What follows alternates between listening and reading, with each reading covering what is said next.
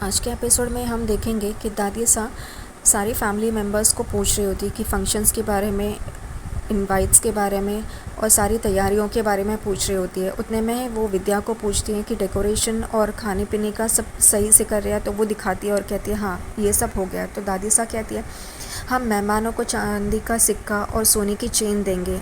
ये सुन के रूही परेशान हो जाती है। सारे फैमिली मेम्बर्स फंक्शंस के लिए क्या क्या करने वाले हैं और सारी तैयारियों के बारे में ही बातें हो रही होती है। उतने में ही अबीरा वहाँ पे आती है। अबीरा परेशान होती है ये सारी बातें सुन के। दादी अबीरा को देखती है और कहती है क्या तुमने इस कार्ड पे, इनविटेशन कार्ड पे अपनी मम्मी डैडी का नाम लिखा है? तो वो कहती है हाँ। उतने में ही रूही उसके पास चली जाती है और कार्ड मांगती है। वो कार्ड देखती है, तभी वो उसे पूछती है अबीरा को कि ये क्या है, वापस से गड़बड़ कर दी। तो वो उसे कार्ड दिखाती है, तो उस कार्ड में अबीरा के माता पिता का नाम मिट चुका है। तो अबीरा रूही को कहती है कि हाँ पसीने से शायद वो मिट गया होगा। तो रूही उसे कागज़ और पेन देती है और कहती है इस पे अपनी मम्मी डैडी का नाम लिखो। तो वो अपनी मम्मी डैडी का नाम लिखती है और वो कागज़ की पर्ची रूही को दे देती है। फिर भी अबीरा परेशान होती है। ये दादी देख लेती है। दादी उसे पूछती है कि ए लड़की, क्या हुआ, तुम इतनी परेशान क्यों हो? एसी इतना चल रहा है और तुम पसीना पोंछ रही हो, क्या हुआ है? तो अबीरा दादी के पास आती है और कहती है कि क्या हम ये शादी धूमधाम से ना करते, सिंपल तरीके से करें क्या? तो सब लोग हैरान हो जाते हैं। सब लोग उसे देखने लगते हैं। दादी भी हैरान हो जाती है। वो कहती है, अबीरा आगे कहती है दादी को कि जो लोग मैं जानती नहीं हूँ उनको बुलाया जाएगा। मुझे ये शादी बहुत सिंपल तरीके से अपने फैमिली के साथ करनी है। उन भीड़ भाड़ में मैं अपनी फैमिली को ही ढूंढती रह जाऊँगी। इस वजह से क्या हम सिंपल तरीके से कर सकते हैं? तो दादी परेशान हो जाती है और उनकी आँखों में से आंसू आते हैं और वो वहाँ से जाने लगती है। उतने में ही अबीरा उनको पकड़ लेती है और कहती है सॉरी दादी मैं, आप क्यों रो रही हैं? तो विद्या अबीरा से कहती है एक तो खुद ही रुलाती हो और पूछ रही हो क्यों क्यों रो रहे हो करके। तो अबीरा दादी को कस के पीछे से पकड़ लेती है और कहती है आप जितना चाहे मुझे डांटो, लेकिन मुझे माफ़ कर दीजिए। जब तक आप मुझे माफ़ नहीं करेंगे मैं आपको नहीं छोड़ूंगी।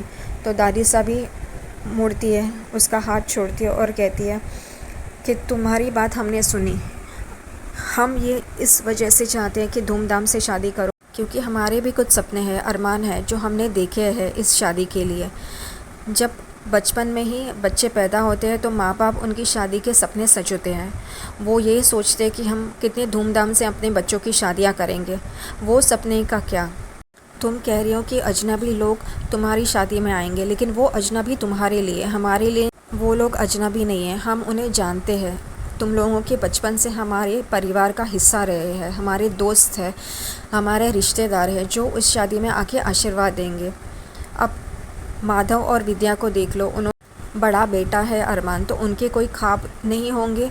उन्होंने कुछ सोचा नहीं होगा अपने बड़े बेटे की शादी किस तरीके से करनी है?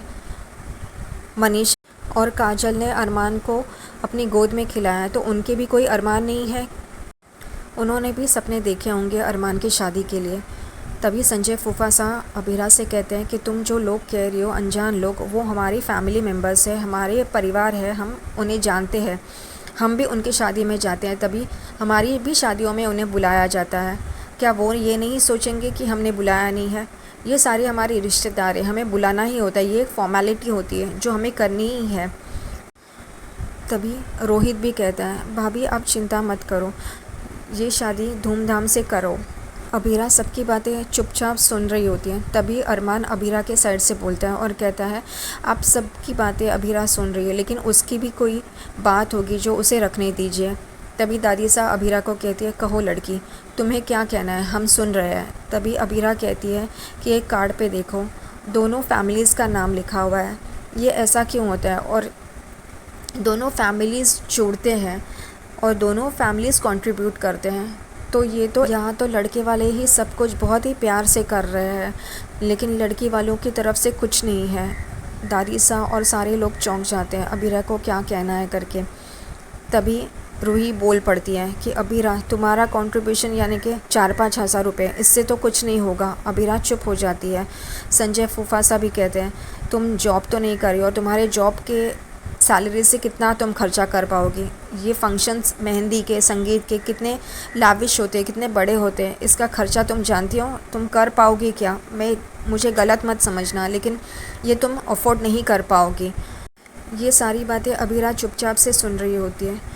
वो परेशान होती है क्या कहना है क्या नहीं, क्योंकि उसे अपने मम्मी डैडी के मान सम्मान में कोई कमी नहीं रहनी चाहिए। उनके हिसाब से भी उनकी बेटी की शादी जिस तरीके से होनी है उसी तरीके से उसे भी करना होता है। अबीरा ये सारी बातें सोच ही रही होती है। दादी सा को पता चल जाता है। दादी सा उसे पूछती है कि क्या हुआ, तुम्हें कुछ कहना है? तो अबीरा कहती है हाँ, लड़की वालों की तरफ से क्या एक फ़ंक्शन में अरेंज कर सकती हूँ जहाँ आप सब आए? तो दादी सा कुछ कहे उससे पहले ही विद्या कहती है अबीरा, तभी दादी सा उसे हाथ दिखाती है और उसे चुप रहने के लिए कहती है। दादी सा कहती है ज़रूर, लेकिन ये तुम कैसे कर पाओगी? फिर से संजय फूफासा और सारे घर वाले परेशान हो जाते हैं कि ये अबीरा कैसे अफोर्ड कर पाएगी, उसके पास तो इतनी पैसे नहीं है। तो तभी दादी सा उसकी मदद के लिए उसे कहती है कि क्या अबीरा तुम कोई जुगाड़ नहीं कर सकती?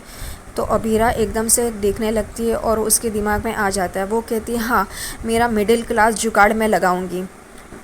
तो संजय फूफासा पूछते हैं क्या? तो वो कहती है मैं पर्सनल लोन लूँगी। और सब लोग चौंक जाते हैं, सब लोग देखने लगते हैं। तो विद्या उसे कहती है कि क्या तुम अपनी और अरमान की शादी लोन लेके शुरू करने वाली हो? उसकी किश्तें भरते भरते तुम गंवाने वाली हो क्या? अरमान और तुम यही करते रहोगे?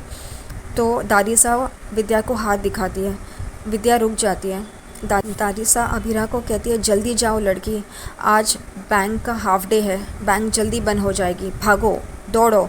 और अबीरा एकदम से खुश हो जाती है। थैंक यू दादी सा, थैंक यू दादी सा कह के वहाँ से चली जा रही होती है। उतने में वापस आती है।